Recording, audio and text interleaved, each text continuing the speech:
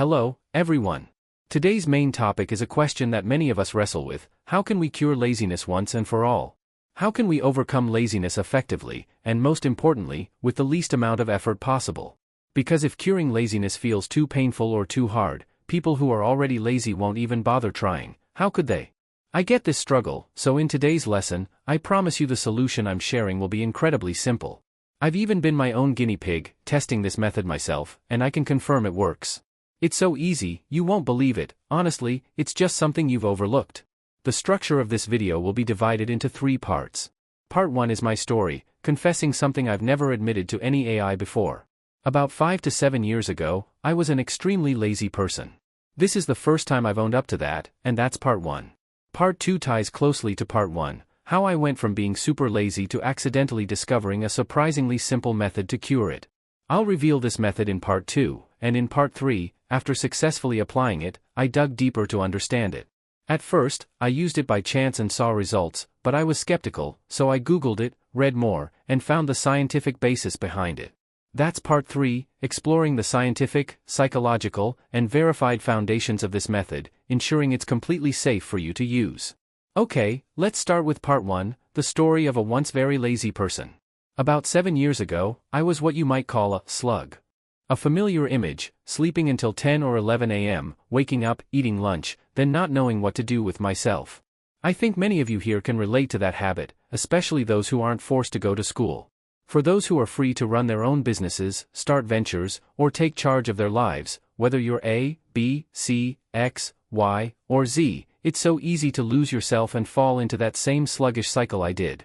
Especially when you're young, haven't achieved much, feel like you're a failure with no standout qualities, and lack any motivation to push forward. Naturally, I became a sluggish person, procrastinating on everything. Why? Because I didn't see results, I got bored quickly, and even though I'd make plans, I'd delay them the next day and do nothing. Whenever I had to start a task, I'd feel irritated or restless. So, I'd think, oh, I'll do it tomorrow, and suddenly feel relieved. But starting something? That felt stressful. Instead of doing it, I'd play games, scroll on my phone, or go out for coffee, anything to feel comfortable again. Over time, I turned into a full-on lazy person. At first, it felt kind of fun because I wasn't doing anything, but slowly, guilt crept in. I felt worthless, like I was just wasting away, and a part of me knew I had to break this habit. I realized that if I kept going like this, my life wouldn't go anywhere. But knowing that didn't change much, laziness had become a deeply ingrained habit. I'd feel guilty, yet still stay lazy, until one unexpected day. I remember it was a cold day in Saigon, probably during the chilly season. Like every day, I slept until 10 a.m. because the cold made it so cozy, I couldn't get enough. I'd snooze my alarm maybe 10 times, only getting up when I felt utterly exhausted. Around 10 a.m., I'd drag myself up, eat breakfast, and head back to my room. Then I'd think, okay, I need to do this, and that, but I'd feel so bored and unmotivated. Sitting there sulking was dull, browsing the internet was worse, and I'd already watched all the movies I liked. I thought, if I keep sitting here, I might actually die from this frustration. So, I grabbed my sandals and stepped outside, heading to the park just to take a walk and clear my mind. Staying cooped up at home, glued to my computer and the internet every day, was driving me crazy. I think you can relate, right? Sitting there, doing nothing or trying to work but feeling annoyed and lazy, was unbearable.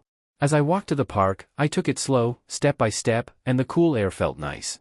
When I got there, the park was wide open, so I kept walking, enjoying the trees and plants.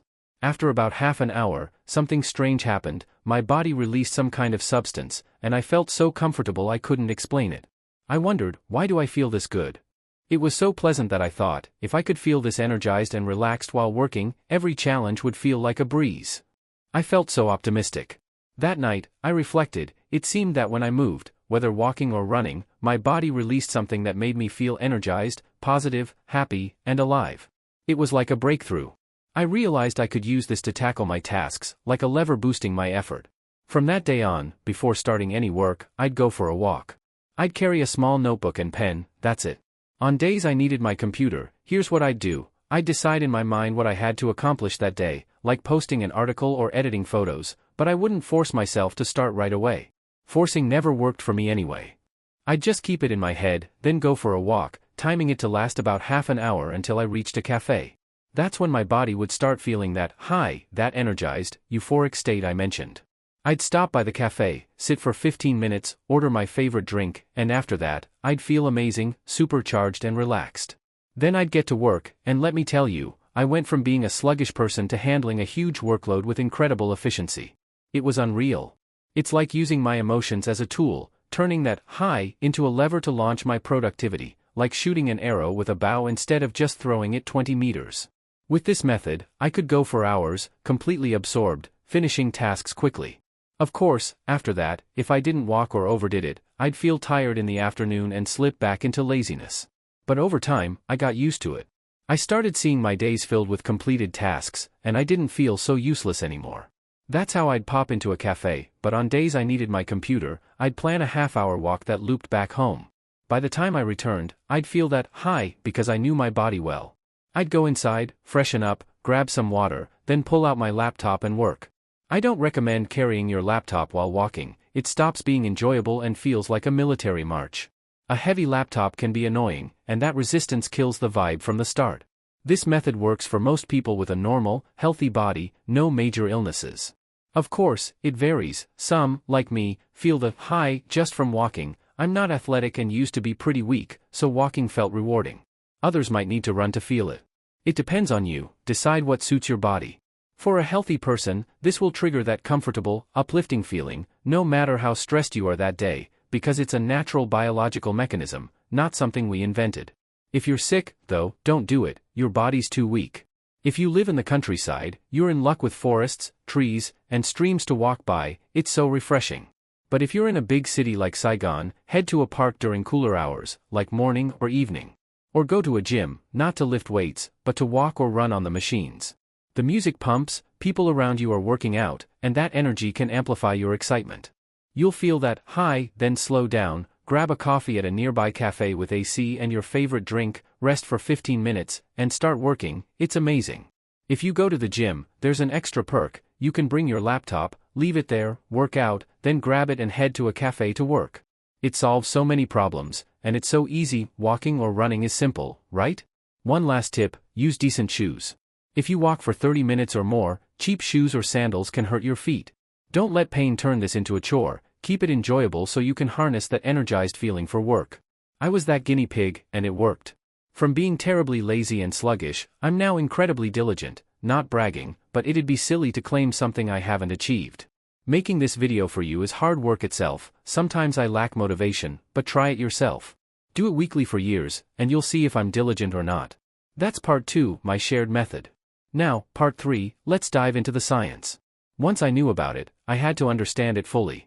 Before we get into the scientific basis, let me recap the method from part 2, so it sticks, especially since some of you might be watching on your phone, tablet, chatting on Facebook, or eating while listening, and might forget. Here it is again. It's super simple and accidentally discovered. Before starting any task, go for a walk. Avoid doing it right after eating or when you're sick, as it won't work and could harm you. Pick a cool day or go to a gym, depending on your body, some walk, some run. Time it until you feel that high, that energized, euphoric state. For me, it's 30 minutes, for you, it might be 15 or 40, depending on your body. Once you feel it, slow down, head to a great spot like a cafe with AC and your favorite drink, or go home to work. Trust me, your productivity will skyrocket, insanely high. Day after day, completing tasks with that mindset will build your endurance, and eventually, you might not even need to walk because your body will have built up that high naturally, kicking laziness, procrastination, and stagnation to the curb. Now, the science. Why do walking, running, or moving make our bodies release those feel-good substances? When you see a happy person, you might think, oh, they must have something good going on. But scientifically, when we feel joy or happiness, our bodies release chemicals that create that excitement. These include oxytocin, endorphins, adrenaline, and serotonin, substances that make us feel positive, relaxed, and energized. Amazingly, when we walk, run, or move, our bodies flood us with these chemicals. That's why we can tap into this biological mechanism to boost our mood, alertness, and that high, using it to power our work. When I first discovered this method, I didn't know the science. Honestly, I had no clue. But later, after researching, I realized it's not new. Others have talked about it. I just stumbled upon it. Plus, when we run or move a lot, our blood and oxygen levels increase, benefiting our entire body. I also read a report from George University that when you're stressed or exhausted, you might think rest is the answer, right? But their research shows that moving, running or walking, has 3 times the benefit compared to just lying down. Pretty powerful, huh? It's like a domino effect. Movement brings benefits that pile up, lifting your mood and almost making you thrive, solving problems in that moment. This is a simple method I've experienced and shared with you today. I hope after this lesson, laziness, procrastination, and stagnation will vanish from your life, because the solution is easy, and the science backs it up to give you confidence. I wish you perseverance to transform into a completely different person after this. For now, goodbye, and see you next time.